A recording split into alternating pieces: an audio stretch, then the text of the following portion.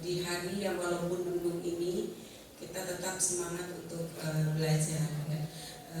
Terima kasih juga saya ucapkan kepada Bapak Kepala Sekolah UPTD Duku Jeruk 1, Bapak Awi Ganawi, SPDI, yang memberikan waktu kepada saya untuk berbagi pemahaman dan pengalaman dalam penerapan budaya positif di UPTD SDN 1 Duku Jeruk. Setelah itu, ucapan terima kasih juga saya ucapkan kepada rekan-rekan guru yang berkenan hadir dalam acara disseminasi berbagi pemahaman dan pengalaman budaya positif ini. Baik, kita langsung ke materi pokok saja. Saya berdiri di sini ingin menyampaikan pemahaman tentang budaya positif. Tujuan utama dari kegiatan ini sebetulnya bukan menggurui, hanya ingin sama-sama belajar, sharing, sehingga nanti dapat membuat SD Duku Jeruk 1 ini menjadi lebih baik lagi. Tujuan yang pertama yaitu mengenalkan perubahan paradigma belajar, disiplin positif, motivasi diri manusia, posisi kontrol, restitusi, keyakinan kelas, dan segitiga restitusi. Tujuan yang kedua yaitu menerapkan strategi disiplin positif yang memerdekakan siswa untuk menciptakan lingkungan sekolah yang aman dan berpihak kepada siswa. Tujuan yang ketiga adalah bersikap kritis dan reflektif terhadap budaya positif di sekolah dan senantiasa mengembangkan sesuai kebutuhan sosial dan emosional siswa. Di kegiatan pertama, kita akan membahas perubahan paradigma. Di sini kita akan melakukan sebuah percobaan dengan mengepalkan tangan, karena di situ ada gambar kepalan tangan. Tugas saya minta nanti rekan-rekan guru mencoba permainan yang ada di layar ini. Jadi tugas kita mengepalkan tangan kita. Nah, kemudian anggap di dalam kekepalan tangan kita ini ada sebuah hal yang sangat berharga bagi diri kita. Kemudian tugas yang rekan sejawat yang di sampingnya ini membuka kepalan tangan kita. Misal Bu Haji Eni mengepalkan tangannya dan Bu Yeti nanti mencoba membuka kepalan dari Bu Haji Eni dengan berbagai cara. Ya, apakah itu dengan cara menghadik, mengintimidasi, memarahi, menggoda, kemudian menggelitik, atau bahkan menawarkan dengan hadiah misalnya berupa uang. Apakah nanti Bu Haji Eni akan membuka kepalanya? Ya, setelah itu nanti bermainnya bergantian. Hal yang sama dilakukan kepada Ibu Yeti. Nanti apakah Bu Yeti akan membuka kepalan tangannya setelah diberi hadiah ataupun diintimidasi. Next. Pertanyaannya, apakah tadi ya setelah percobaan tadi, apakah ibu bapak akan membuka kepalan tangannya? Mengapa? Kalau misalnya membuka, apa alasannya? Apakah karena saya kasihan, karena sudah membujuk, ataukah misalnya sudah diberi hadiah berupa uang, jadi saya membuka kepalan tadi walaupun berharga, gitu ya. Yang kedua, apakah tetap menutup kepalanya itu rapat-rapat? Dan apa alasannya? Kan pasti setiap ibu bapak memiliki alasan yang berbeda dengan kepalan yang tadi, apakah dibuka atau ditutup. Nah, dalam kegiatan ini sesungguhnya siapa yang memegang kendali atau kontrol untuk membuka dan menutup kepala? Itu kembali adalah diri sendiri. Ini nanti berpengaruh kepada perubahan paradigma. Pembelajaran dengan paradigma baru dirancang berdasarkan prinsip pembelajaran yang terdiferensiasi sehingga setiap siswa belajar sesuai dengan kebutuhan dan tahapan perkembangan untuk mewujudkan profil pelajar Pancasila. Itu yang diutarakan oleh Ki Hajar Dewantoro. Pelajar Pancasila itu yang bagaimana? Pelajar Pancasila di sini memiliki 6 karakter. Karakter yang pertama adalah beriman, bertakwa kepada Tuhan Yang Maha Esa dan berakhlak mulia. Yang kedua mandiri, ketiga bernalar kritis, yang keempat kreatif, kelima bergotong royong, dan yang keenam adalah kebinekaan global. Perubahan dari paradigma stimulus ke respon teori kontrol itu masih berhubungan dengan kepalan tangan tadi ya. Jadi adanya miskonsepsi ini berbeda pandangan tentang kontrol dalam penerapan disiplin. Mengubah pandangan bahwa guru dapat mengontrol murid.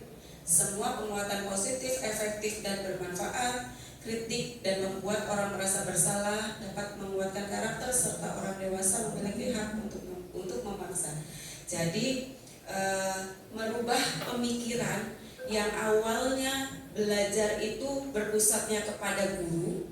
Nah, dari paradigma ini kita rubah sehingga pembelajarannya itu nanti akan berpusatnya kepada siswa. Jadi hubungannya apa dengan kontrol tadi? Jadi kita sebagai guru tidak bisa menghardik anak-anak, tidak bisa memaksakan, mengontrol, mengambil kendali dari anak-anak agar mau menurut kepada kita. Jadi nanti paradigmanya dirubah. Yang awalnya berpusat kepada guru, setelah adanya perubahan ini, stimulus respon, maka beralih ke student center atau berpusat kepada siswa. Menurut Stephen R. Covey dalam bukunya Principle Center Leadership di tahun 1991 mengatakan, bila kita ingin membuat kemajuan perlahan, sedikit-sedikit ubahlah sikap atau perilaku Anda.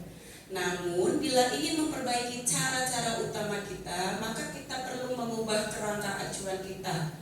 Ubahlah bagaimana Anda melihat dunia, bagaimana Anda berpikir tentang manusia. Ubahlah paradigma Anda, skema, pemahaman, dan penjelasan aspek-aspek tertentu tentang realitas.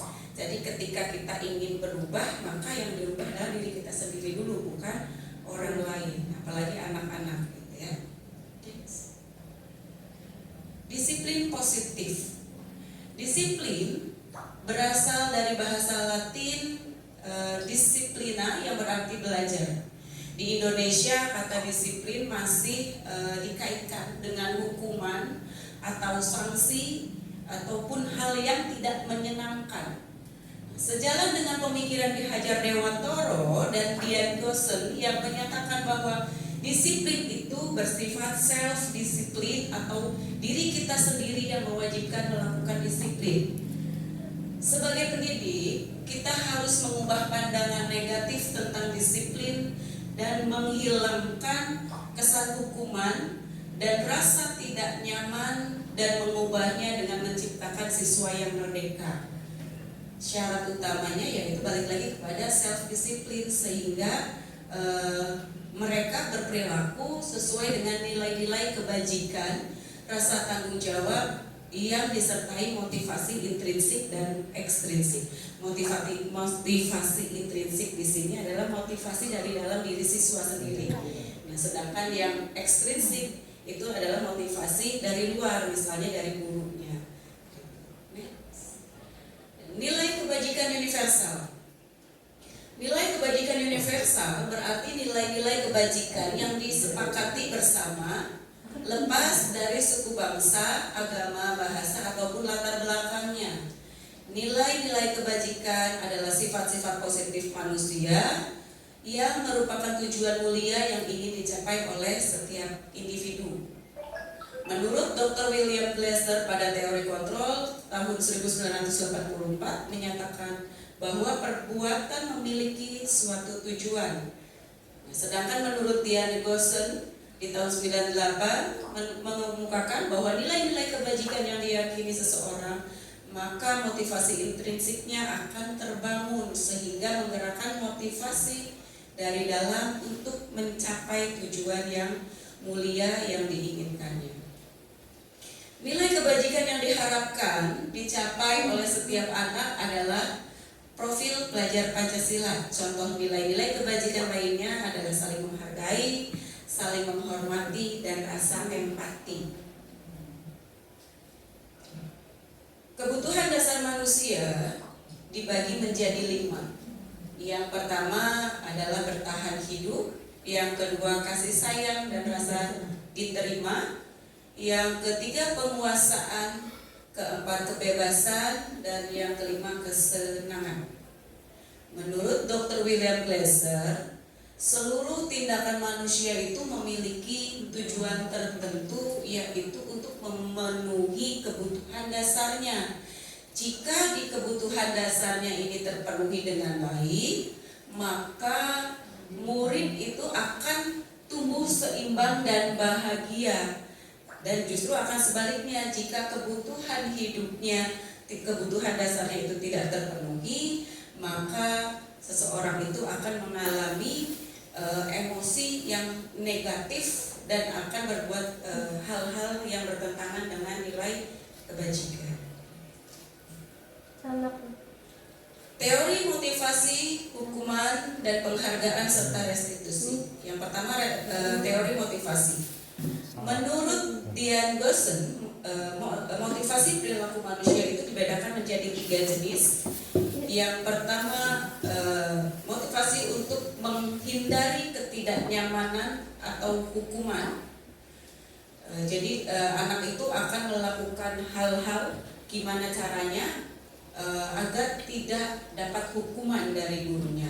Yang kedua, motivasi untuk mendapatkan imbalan dan penghargaan dari orang lain, mendapatkan hadiah dari gurunya, mendapatkan sanjungan dari gurunya, gitu ya.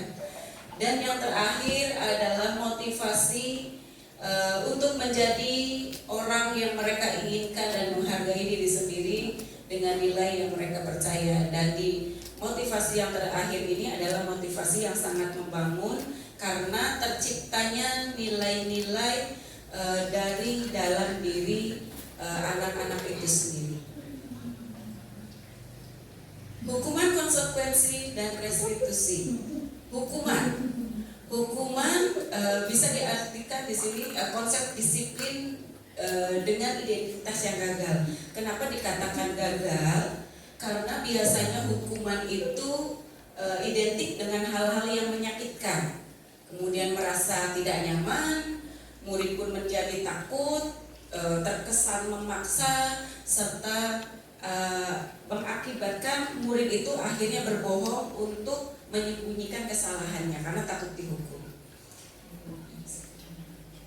Konsep disiplin dengan identitas sukses itu ada 2. Yang pertama konsekuensi dan yang kedua restitusi. Contoh konsekuensi di sini adalah penguatan jangka pendek, kemudian perlu monitoring berkelanjutan, memiliki stimulus respon, murid mematuhi aturan, kehilangan waktu untuk merenungi kesalahan. Sedangkan dari restitusi ini akan menghasilkan murid yang bertanggung jawab, kemudian fokus kepada pemecahan masalah yang jangka panjang. Murid juga akan menghormati dirinya dan orang lain, memiliki kontrol terhadap dirinya sendiri, serta bersemangat untuk memperbaiki kesalahannya. Pendekatan restitusi. Pendekatan restitusi adalah proses menciptakan kondisi bagi murid untuk memperbaiki kesalahan sehingga dapat mengembalikan kepada kelompok dengan karakter yang lebih kuat. Ciri-ciri restitusi adalah bukan menebus kesalahan tetapi memperbaiki hubungan. Kemudian tawaran bukan paksaan, menuntut untuk melihat ke dalam diri, mencari kebutuhan dasar yang mendasari tindakan, fokus pada karakter bukan tindakan, serta menguatkan dan fokus pada solusi. Ini perbedaan dari materi yang tadi. Di sini dijelaskan bahwa ada perbedaan antara hukuman, konsekuensi, dan restitusi. Di sini contoh kasusnya adalah siswa yang tidak mengerjakan PR. Itu pada hukuman biasanya guru itu akan menghukum siswa untuk berdiri di depan kelas atau biasanya menulis dan berjanji tidak lupa mengerjakan PR sebanyak 100 kali. Nah, dari hukuman tersebut biasanya siswa itu kan merasa jadi minder. Gurunya marah, siswanya menjadi takut. Ketika kita menerapkan yang konsekuensi, ini berhubungannya dengan tanggung jawab ya. Jadi nanti gurunya biasanya memberikan konsekuensi untuk mengerjakan PR di jam istirahat. Di sini gurunya dianggap tegas oleh siswa dan siswa pun ada rasa hormat kepada guru. Sedangkan pada restitusi itu guru akan menanyakan dulu keyakinan kelasnya, ya, menanyakan keyakinan kelas dan menanyakan diri dan membantu siswa untuk memahami kesalahan yang dilakukannya. Dari tindakan itu nanti guru akan dinilai terbuka oleh siswa dan siswa pun akan menghormati dirinya serta orang lain. 5 posisi kontrol. Yang pertama penghukum, yang kedua pembuat rasa bersalah, yang ketiga teman, keempat pemantau, dan yang kelima manajer.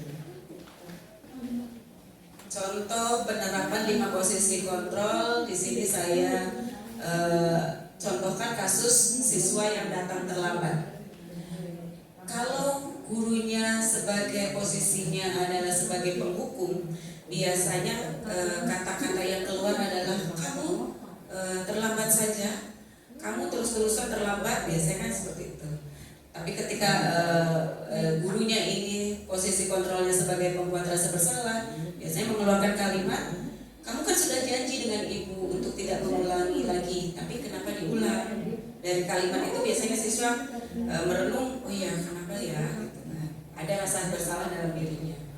Nah, ketika kita jadi pemantau, guru biasanya menegurnya, peraturan di sini apa? Biasanya lebih garang, lebih tegas, gitu kan?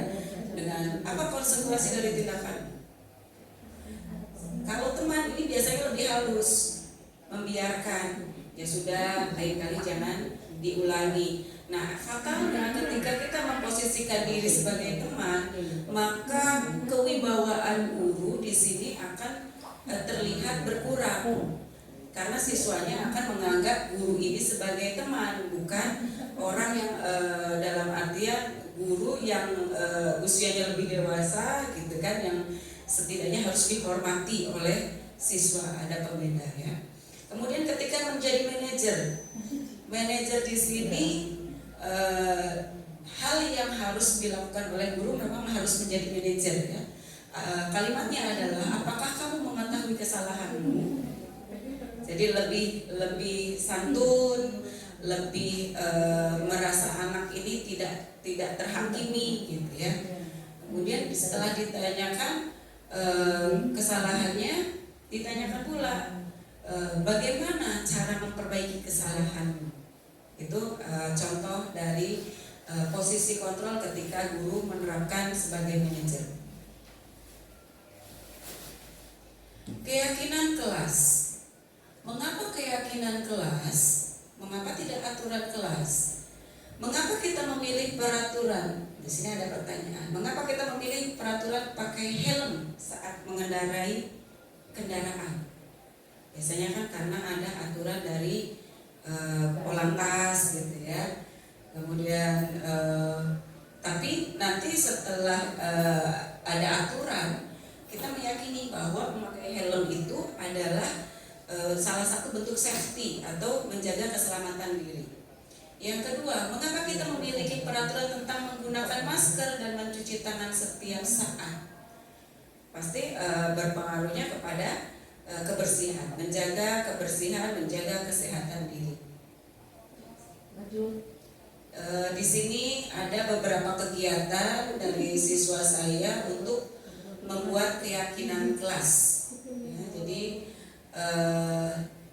siswa nanti menuliskan keyakinan kelas dengan bahasa mereka sendiri, namun diarahkan dulu ya, karena kadang siswa masih bingung antara peraturan kelas dan keyakinan kelas. Perbedaannya apa sih Bu? Gitu ya. Jadi kalau aturan atau tata tertib sekolah, aturan tata tertib kelas itu dibuatnya oleh sekolah. Tetapi keyakinan kelas itu dibuat oleh warga kelas dengan keinginan sendiri dalam bentuk upaya menjadikan kelasnya menjadi lebih baik. Di kelas saya itu ada beberapa contoh kalimat anaknya, di situ membudayakan membaca kalimat anaknya ya, tidak membuang sampah, menjalankan piket, ya. Kemudian saling mengingatkan untuk ketika ada pekerjaan sekolah atau PR, ya, menghormati teman, gitu ya. Nah, dari keyakinan kelas yang dibuat anak itu nanti bersama-sama disimpulkan. Jadi dari berbagai pendapat anak itu kita simpulkan menjadi 5 poin. Yang pertama jaga keyakinan kelas 5A.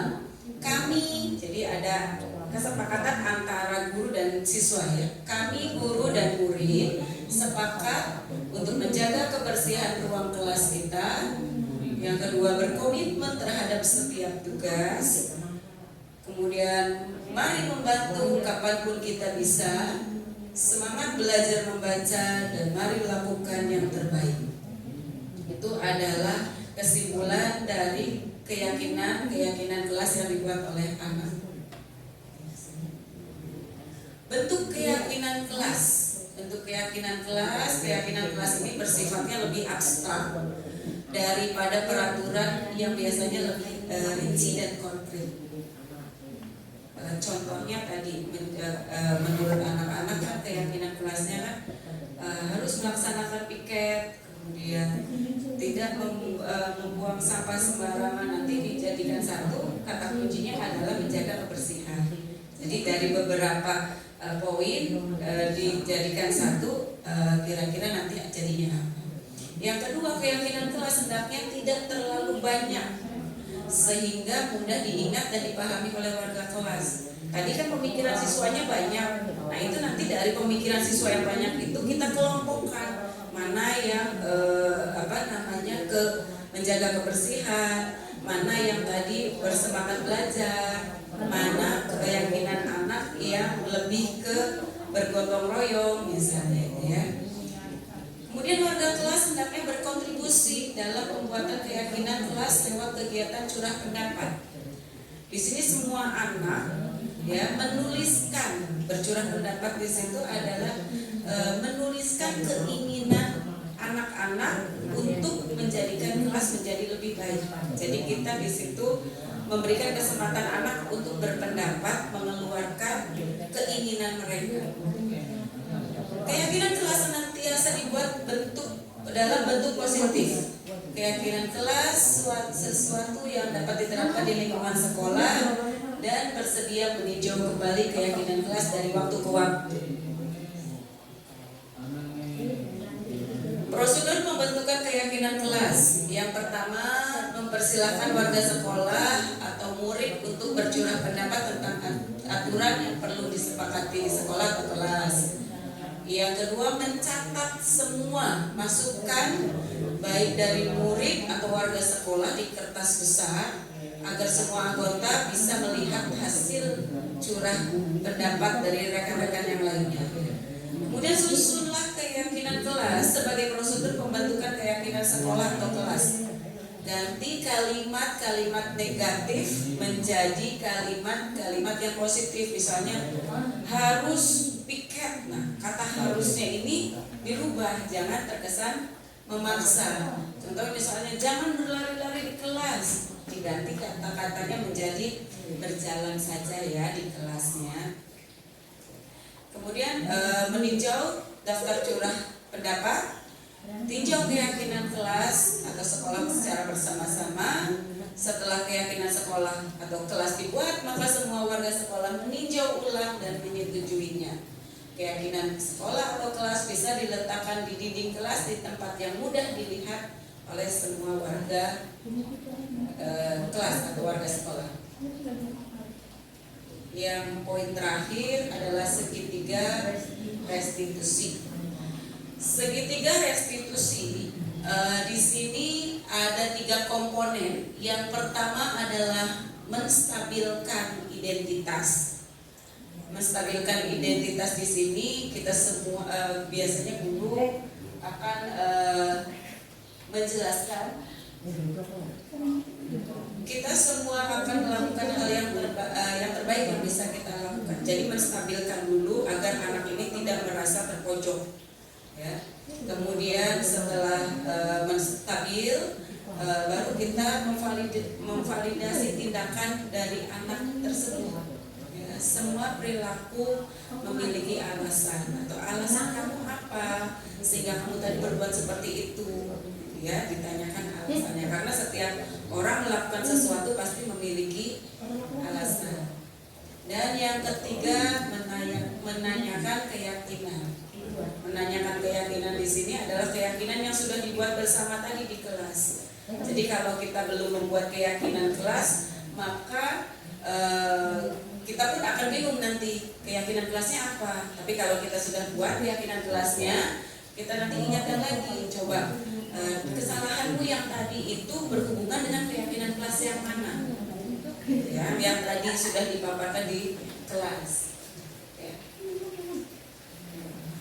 Dalam penerapan program disiplin positif, hendaknya guru di sini memiliki standar kepribadian profesional dan sosial yang baik, di mana guru harus mampu berefleksi pada posisi kontrolnya saat bagaimana perjalanan dirinya sebagai among di sini adalah posisi manajer ya, yang menentukan murid-murid menjadi insan yang mandiri, merdeka dan bertanggung jawab. Itulah standar pendidikan nasional.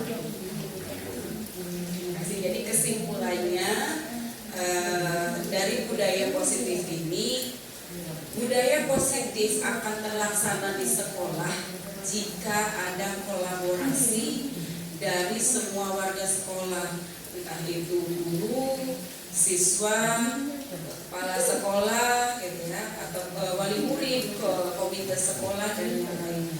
Jadi balik lagi ke diri kita, memperbaiki gurunya dulu, memperbaiki dirinya sendiri dulu. Kemudian kita melakukan kolaborasi dengan menciptakan budaya positif di sekolah. Dari budaya positif maka akan tercipta lingkungan belajar yang nyaman, aman untuk anak-anak sehingga anak-anak menjadi lebih berprestasi dan merdeka lagi. Terima kasih. Assalamualaikum warahmatullahi wabarakatuh.